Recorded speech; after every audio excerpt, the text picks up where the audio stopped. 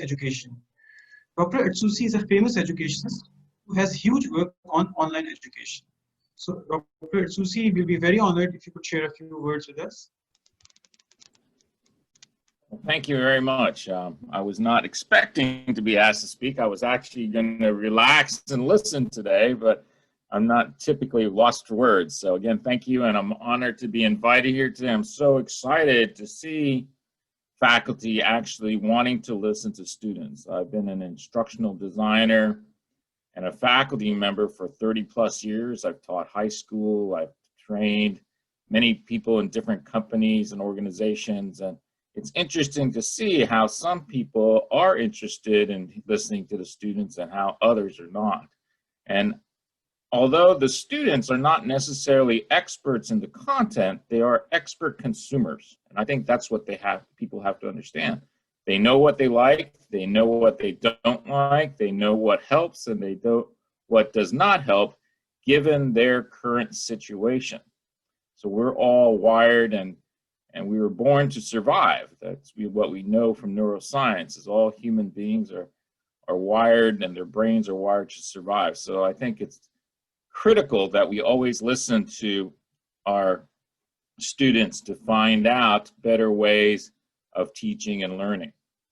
The other main point I'd like to make about the future, it's not necessarily the technology, in my opinion, that is the difference. I think technology does influence how people learn, but we know from 30, 50 years of research, it's the design of instruction that affects the students' reactions and their learning. So if I designed a really, really good self-instructional print-based unit of instruction like 50 years ago when we had distance education, students will learn better and will like it better than a really poorly designed 3D immersive game. So I always like to remind people that no matter what you think the future is, data analytics, learning platforms, ecosystems, and again, I believe and utilize many of these technologies, but fundamentally you have to understand that how well you design and what you do before, during, and after the use of these types of technologies are essential to student learning. So if I had to make just one thing that I wanted to improve the quality of e-learning and distance ed and education in general around the world, it would be making sure that there's an alignment between the three fundamental elements: the objectives, the content, and the assessment. And that's what I teach and preach and tell everyone is the fundamentals to making sure people learn.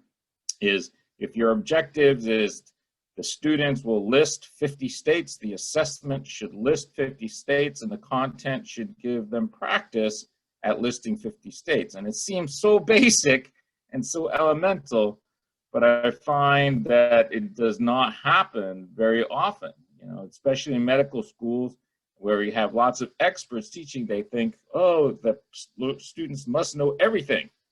So they get inundated with content, and this alignment is lacking. So I would just like to encourage people to think about what is the fundamentals of teaching and learning as you look into the future, as well as listen to what students are saying.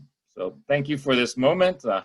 I wish everyone well, and I'm excited about being here. I do have one study that I am preparing for the future. It's a multi-institutional study on the use of formal and informal curriculum resources. And I've talked to Dr. Islam about that, and I hope we could get medical schools across Pakistan to participate in the study, because again, from the student's perspective and faculty, we need to learn how they utilize these resources to help learning. So thank you, and best wishes from Florida.